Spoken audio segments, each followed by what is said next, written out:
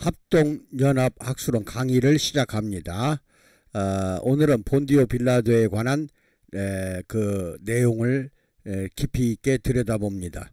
합동연합학술원 석박사과정 LA 퓨리턴 대학교입니다. 시입생 연중 모집하는데요. 부활호학과는 인천에서 제가 가르칩니다. 대체의학의 윗단계입니다. 대체의학을 배워봐야 이론적인 거 배워서 큰 도움이 안 되는데, 이거는 실기와 이론을 같이 하기 때문에 여러분에게 박사학위만 있어도 하나님 사역을 다르게 할 수가 있습니다. 그리고 교인 중에 혹시 사업할 사람들은 소개해 주시면 감사하겠습니다. 그 다음에 신학과는 서울의 박한규 학장이 합니다. 이쪽 제 전화로 전화번호로 전화 주시면 안내해 드리겠습니다. 감사합니다. 본디오 빌라도 구독, 알림 설정, 좋아요 꼭 눌러주시기 바랍니다. 이거 지금 밑에 있는 건 아닙니다. 이건 없다고 생각하시고 그 다음에 이제 넘어갑니다. 설명합니다. 본디오 빌라도는 로마의 속주의 하나인 유대아 지방의 5번째 행정장관이었습니다. 기원 후 26년에서 36년 또는 37년까지 이 지역을 다스렸습니다. 빌라도는 유대아뿐만이 아니라 유대아 남쪽의 이두메아 지역과 유대아의 북쪽인 사마리아까지 모두를 관리했습니다.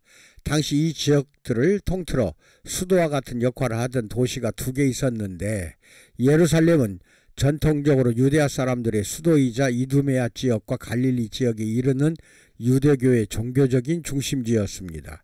물론 사마리아 사람들은 그리심산에 그들의 성전이 있었지만 당시 주도권을 잡고 있었던 왕이 거주하던 곳이 예루살렘이었기 때문에 사마리아의 영향력이나 중요성은 예루살렘에 비할 바가 되지 못했습니다.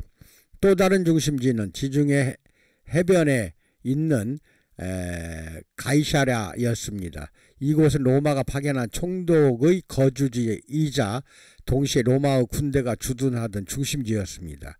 그래서 빌라도는 가이사랴에 거주하면서 유대인의 명절이 되면 예루살렘으로 올라가서 유대인들의 동향을 파악했던 것입니다. 현재 우린 21세기 가이사랴 빌립보에 남아있는 원형극장입니다. 이 바닷가를 끼고 원형극장이 있었고 본디오 빌라도 또는 다른 총독들이 거주했던 거주지였던 것입니다. 지금 현재 모습입니다. 이것은 이 원형경기장, 이것은 그때 원형극장은 그때 당시에 지어졌던 것입니다. 빌라도는 어떤 사람이었을까요? 로마의 기록에는 빌라도가 티베리우스 황제의 친위대의 고위장교였던 세아누의 청거로 유대아의 행정장관이 되었다고 합니다. 그러나 세아누스가 AD 31년에 몰락하고 처형당하면서 빌라도의 정치적인 인생에 큰 위기가 닥쳐옵니다. 역사가들 중에서 일부는 아마 빌라도가 로마 황제에게 더 열정적인 충성심을 보여주어야겠다는 생각에 예수님에게 사형 선고를 내린 것이 아닌지 추측하는 사람들도 있습니다. 로마의 역사가 타키투스는 연대기에서 그리스도가 티베리아스 황제 시절에 본디오 빌라도에게 처형을 당했다는 짤막한 기사를 소개합니다마는 이런 기록만으로는 빌라도가 어떤 사람이었는지를 구체적으로 알 수는 없습니다.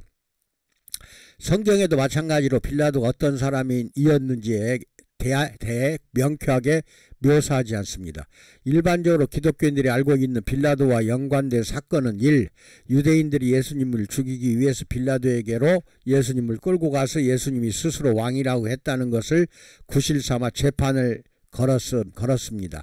마태복음 27장 1절로 2절 11절을 보시고 마가복음 15장 1절로 5절 누가복음 23장 1절로 2절 요한복음 18장 28절 33절 37절을 꼭 읽어보세요. 2. 예수님이 죄 없음을 알게 되어서 공정한 재판관의 역할을 하려고 했습니다. 마태복음 27장 18절 마가복음 15장 10절 14절 누가복음 23장 13절로 16절 요한복음 18장 38절 19장 4절 읽어보세요. 3. 유대인들에게 바라바와 예수님 사이에 누굴 선택할지를 물었습니다. 마태복음 24장 15절로 26절, 마가복음 15장 6절로 15절, 누가복음 23장 18절로 25절, 요한복음 18장 39절로 40절 읽어보세요. 4.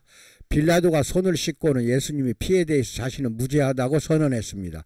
마태복음 27장 24절을 찾아보시고 이런 정도만 성경에 나온다는 것입니다. 이 이상 빌라도에 대해서 나오질 않습니다. 그러나 다른 복음서보다 빌라도에 대해서 비교적 자세하게 설명하고 있는 요한복음에는 빌라도의 다른 행적들도 나옵니다. 예를 들어서 예수님께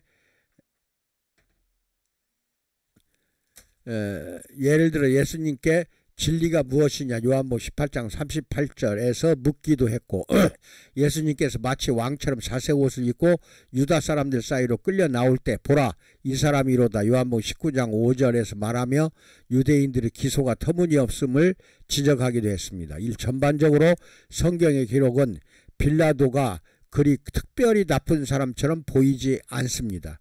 오히려 빌라도는 괜찮은 사람인데 유대인들이 문제였고 예수님을 죽게 한 책임을 빌라도가 아닌 유대인들에게 모두 돌리려는 듯한 뉘앙스도 은연중에 내비칩니다.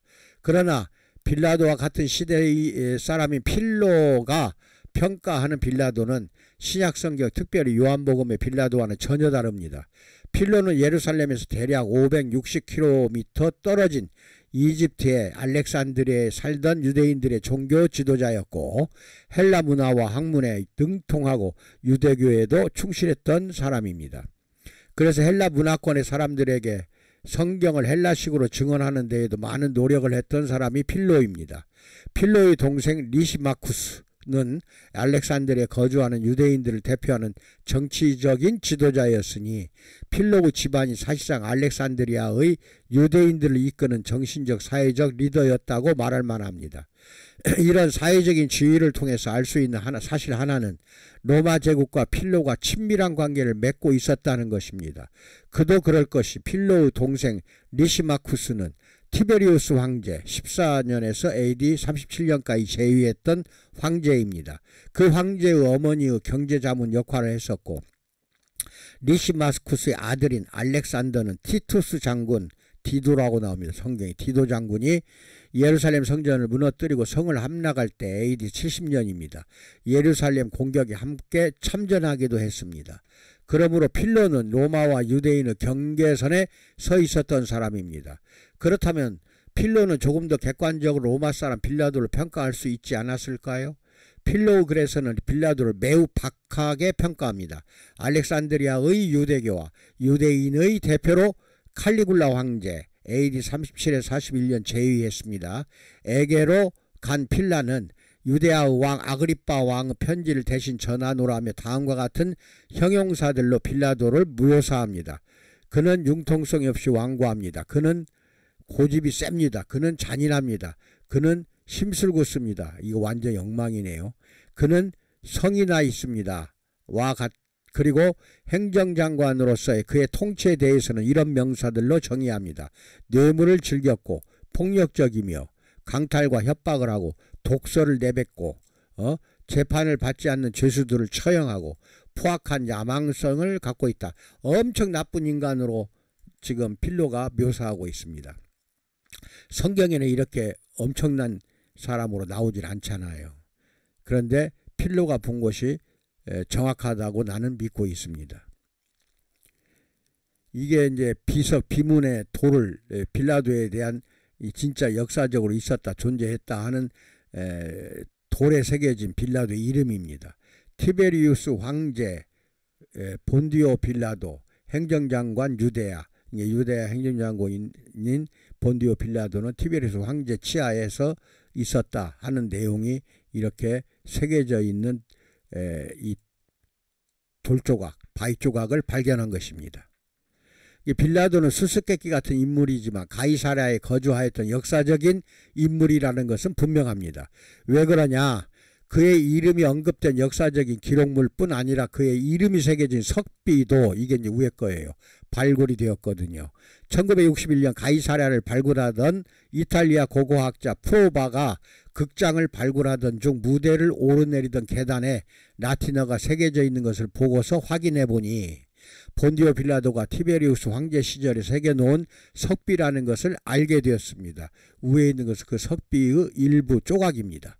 가이사라가 무너진 뒤 기원후 4세기에 다시 도시를 재건하면서 극장의 무대를 오르내리던 계단으로 재사용된 돌이었다 이것입니다. 현실적으로 성경은 역사적인 사실 그대로 기록하고 있다 하는 것도 이 점에서 우리는 알고 가야 되겠다. 오늘날 이 돌비가 남아 있습니다. 이것을 설교 자료로 잘 활용하시기 바랍니다. 날씨가 이제 추워집니다. 그리고 코로나가 더 번창하니까 더욱더 건강에 주의하시기 바랍니다. 감사합니다.